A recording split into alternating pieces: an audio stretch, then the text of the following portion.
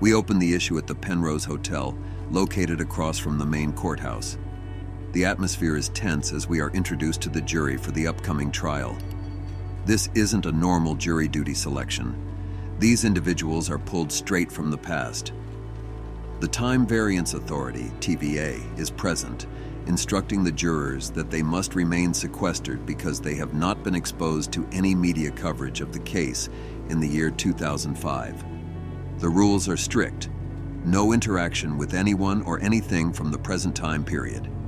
However, we immediately see that one juror, Clint Barton, better known as the Avenger Hawkeye, has no intention of following these rules. He is restless, having hated confinement since childhood, and decides to sneak out through the window. He spots a sweet ride, a sky cycle, and decides to make a break for it, completely ignoring the warnings from his fellow jurors.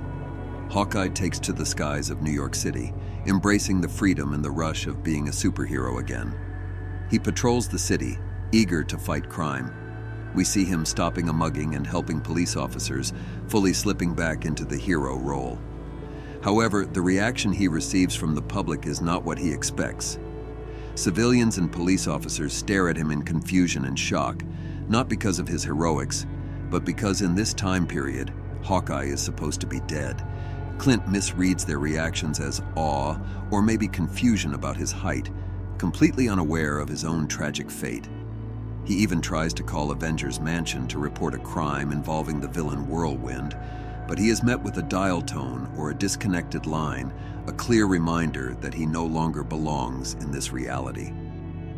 The scene shifts to the Excelsior Apartments, the home of Jennifer Walters.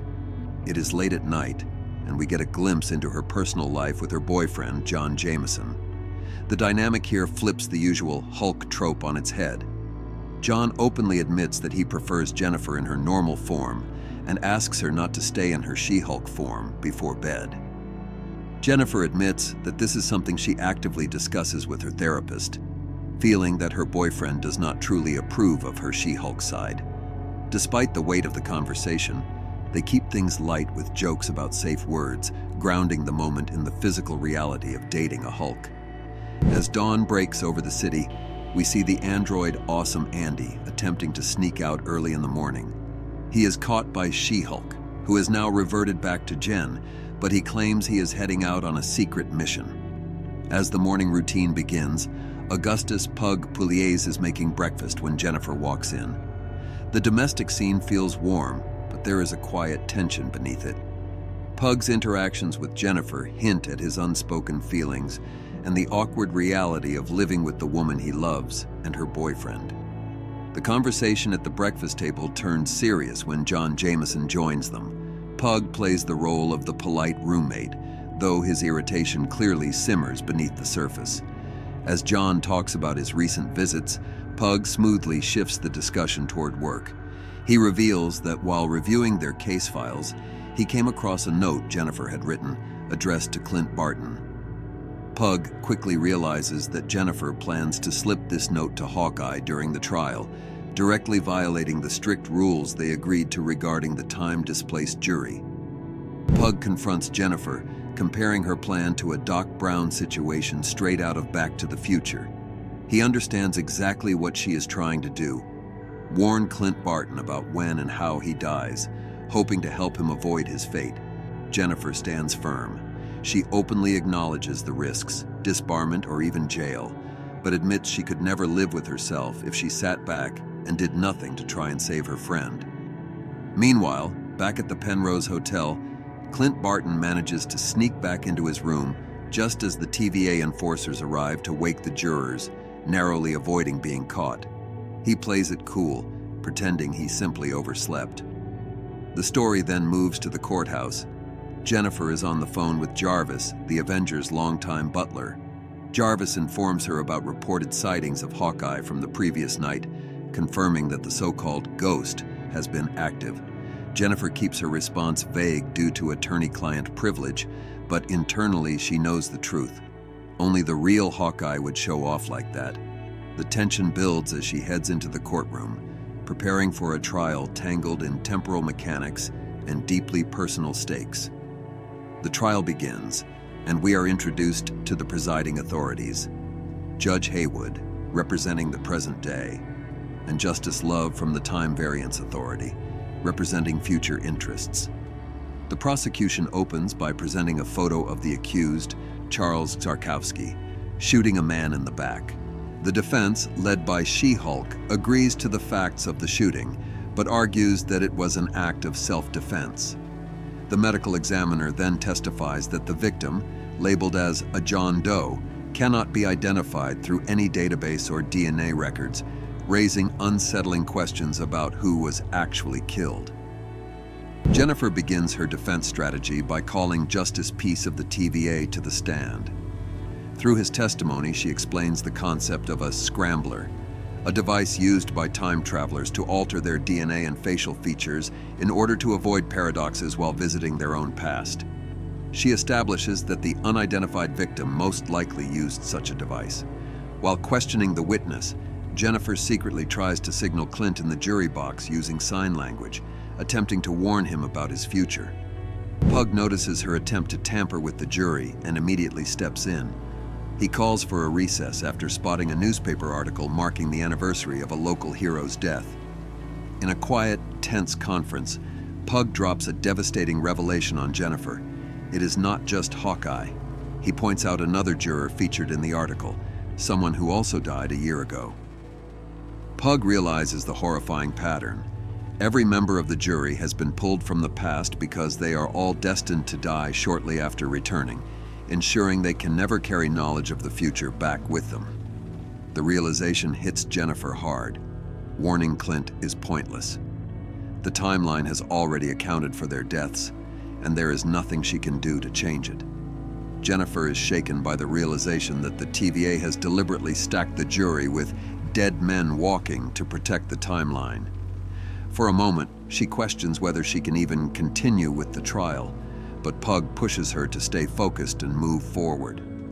Pulling herself together, Jennifer calls her next witness, Dr. Vic Vachman, a researcher working for a company called Baintronics. Dr. Vachman testifies about his involvement in time travel research. Jennifer carefully lays out a possible motive for the unidentified John Doe to attack her client. She reveals that the defendant, Charles Zarkowski, has been secretly using time travel to cheat the stock market, manipulating Baintronics shares and causing massive financial damage to Vachman's company. The implication is clear. Vachman, or someone connected to him, may have traveled back in time to kill Zarkowski and stop the financial sabotage. Vachman strongly denies the accusation, pointing out that it is impossible to have an alibi for being somewhere in the future. Charles Zarkowski then takes the stand. He admits that he has been using a device called a chronophone to receive stock tips from his future self, allowing him to build his fortune. However, instead of a tip, he received a disturbing video message from the future. The court plays the recording. A scrambled figure appears, warning Charles that someone is coming from the future to kill him. The image is distorted, but the threat is unmistakable. Zarkowski explains the logic behind the attempted assassination. He says a killer could not go back to his childhood to murder him because that would create a paradox and erase the very invention of time travel. The only option was to attack him after his breakthrough. Zarkowski recounts the night of the shooting. The John Doe appeared, and because he had been warned, Zarkowski fired in self-defense. He admits his only regret is that the attacker survived and is now on life support, leaving him terrified that the killer could wake up and try again. Suddenly, the trial is interrupted when TVA officers detect an illegal chronal entry. A massive, retro-styled robot bursts into the courtroom, smashing through the wall. It is identified as a device sent to eliminate Zarkowski. Chaos explodes across the room. Jennifer transforms into She-Hulk to face the threat as TVA agents open fire. The robot announces its mission to kill Zarkowski and launches its attack. She-Hulk engages the machine head-on, shielding her client.